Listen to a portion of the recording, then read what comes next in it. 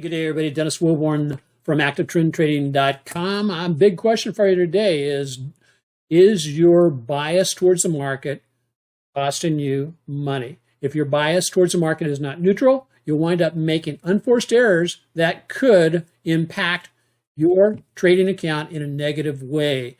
So let's get into today's session. We're got some great stuff to be taking a look at. So jumping on over into session, just a reminder that all the materials we do present are for training purposes. Traders should always pay per trade any new method prior to the risk of their own personal capital. Taking a look at the indexes, we're a couple of minutes before the market closes. I want to go ahead and look at the actual indexes themselves today. Dow, what's going on here? As you can see, momentum is churning around between the negative 42 line and the zero line. It is below the zero line with the TSI, hence we want to have a bias, well, not a bias, but yeah, an idea that supports a downside trajectory. Price action is moving back up above the 8-day moving average. Let's see if we close above it. However, it is still below this trend line. We break above that trend line, it still has to hammer against the 20. So that's it for the Dow. The S&P, weaker than the Dow, not even up to the 8-day moving average. Although buyers did come in as sellers tested the wick from the hammer from this was last Friday's price action. We'll be taking a look on the weekly charts. Looks like we're trying to make a turn. If we close right there from a weekly standpoint, we'd be looking at a bullish harami for the week. NASDAQ weaker than the S&P and the Dow. We're pushing down a little bit. Came down, tested into the wick of Friday's large candle.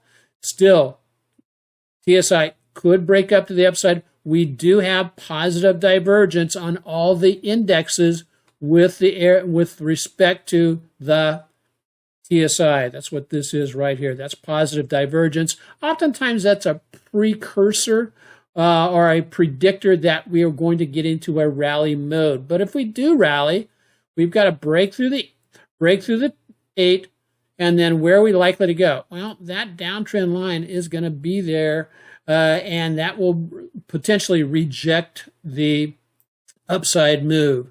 Last but not least, let's take a look at the Russell. Russell was looking a little bit stronger earlier last week.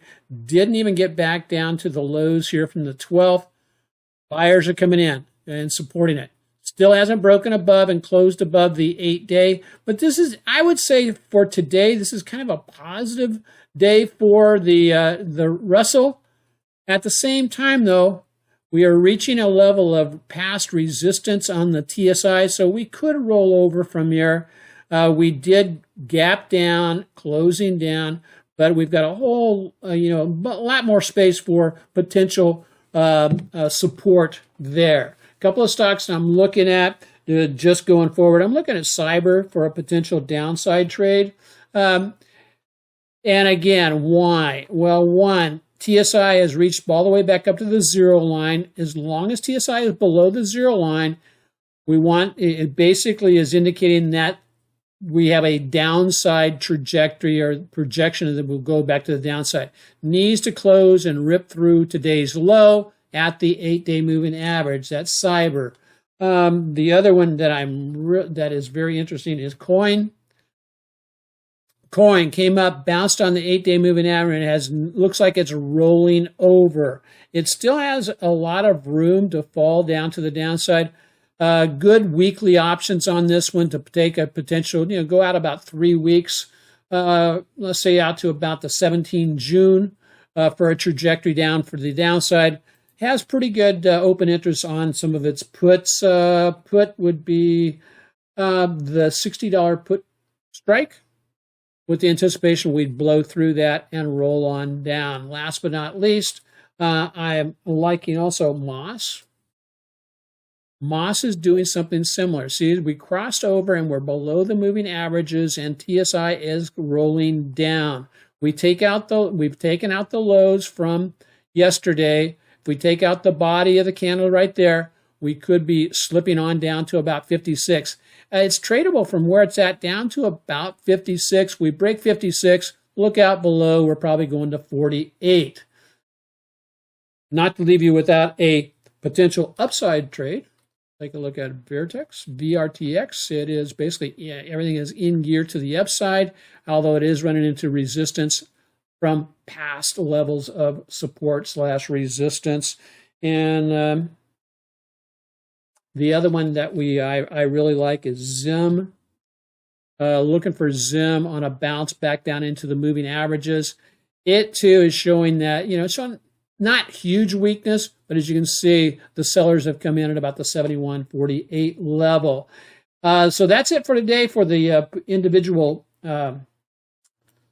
stocks. I want to basically just share one other thing with you.